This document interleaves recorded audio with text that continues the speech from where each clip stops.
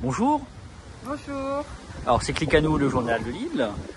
Je viens vers vous, vous êtes le collectif donc, des usagers de la compagnie Air Mauritius. Donc, vous êtes remonté par la gestion des retards d'Air Mauritius depuis Belal, mais semble-t-il, il s'agit d'une situation qui n'est pas limitée à Belal, mais qui est vraiment structurelle sur Air Mauritius. Je vous laisse la parole. Oui, tout à fait. Belal n'a fait que mettre un coup de vent sur la situation désastreuse de cette compagnie aérienne qui pourtant continue à desservir la Réunion et l'Europe et à impacter l'image de Maurice et mettre des voyageurs dans des situations plus que pénibles. Il faut savoir que nous, depuis qu'on a créé ce collectif, on a des remontées de voyageurs qui, depuis 2019, ont eu des difficultés et n'ont jamais eu de réponse ou indemnité quelconque qui pourtant relève du droit européen, donc de cette compagnie. Donc il faut savoir que depuis décembre, là, si on parle des événements récents, les voyageurs accusent minimum de plus de 10 heures de retard à chaque fois sur les vols, que ce soit au départ de la Réunion ou en correspondance pour d'autres destinations comme la Malaisie, l'Inde ou l'Australie. Donc du coup, il y a plusieurs, on va dire, nous on a catégorisé plusieurs quand même groupes de voyageurs. Voilà. Donc on a ceux qui sont hors Belal, qui bien avant le cyclone avaient déjà des difficultés suite aux problèmes techniques de la compagnie. Pendant le cyclone, effectivement, situation de catastrophe naturelle, mais la compagnie devait quand même prendre en charge, avait un devoir de prise en charge d'assistanat envers ses voyageurs, communiquer sur son nouveau plan de vol, prendre en charge l'hébergement, l'eau, la nourriture, les frais téléphoniques, ce qu'elle n'a pas fait du tout. Et ensuite, on a la troisième vague, c'est après le cyclone, donc c'était dès le mercredi, quand les deux aéroports étaient ouverts, celui de Plaisance et de Roland-Garros, donc on n'était plus dans une situation de catastrophe naturelle. Donc là, on est hors cyclone, on a ces trois catégories. Et j'en mettrai même une quatrième, tous les voyageurs qui ont perdu leur bagage ou qui ont vu leur bagage arriver 5 jours, une semaine après.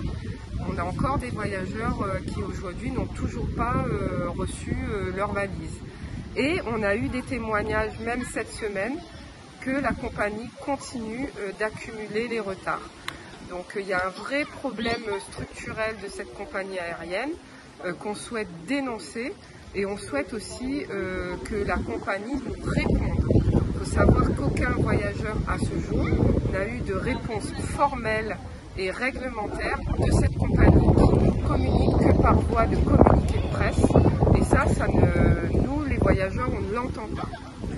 Quelles sont les démarches que vous lancez à partir d'aujourd'hui? Alors nous à partir d'aujourd'hui on invite tous les voyageurs victimes de cette compagnie à faire une réclamation individuelle. D'accord? Donc sur notre collectif sur les réseaux sociaux, on a publié les documents réglementaires que nous a aidé à rédiger Maître Payen, donc un avocat. Ce sont vraiment des documents types, mais très bien formulés. Et à l'issue de ces réclamations individuelles, on laisse un délai valable de 30 jours à la compagnie pour répondre. Et si elle ne répond pas, elle aggravera son cas, on fera une action en justice dès le mois de mars.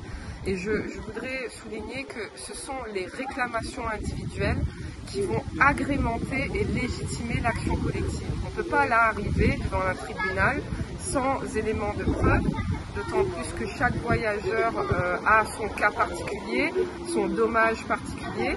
Il faut qu'on ait un maximum d'éléments pour constituer entre guillemets l'action collective, parce que le juge il va quand même s'attacher aux démarches individuelles et c'est au regard de ce volume de réclamation qu'il pourra dire ah oui en effet il y a un souci, il y a 500, 400 réclamations, il n'y a pas eu de réponse de la compagnie.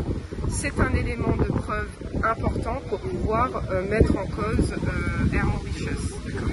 Donc c'est pas à Air Mauritius de juger s'ils sont en tort ou pas. Eux, on leur demande juste d'assumer leurs responsabilités. Ce sera au juge de le faire. Rappelez-moi le nom du collectif. Alors, Le collectif Réclamation à Air Mauritius, désastre janvier 2024. D'accord. Et vous êtes? Moi je suis Audrey Corridon, je suis une voyageuse citoyenne qui a subi les frais de cette compagnie avec, grâce à d'autres associations et professionnels, on n'est pas seul dans cette galère. Merci.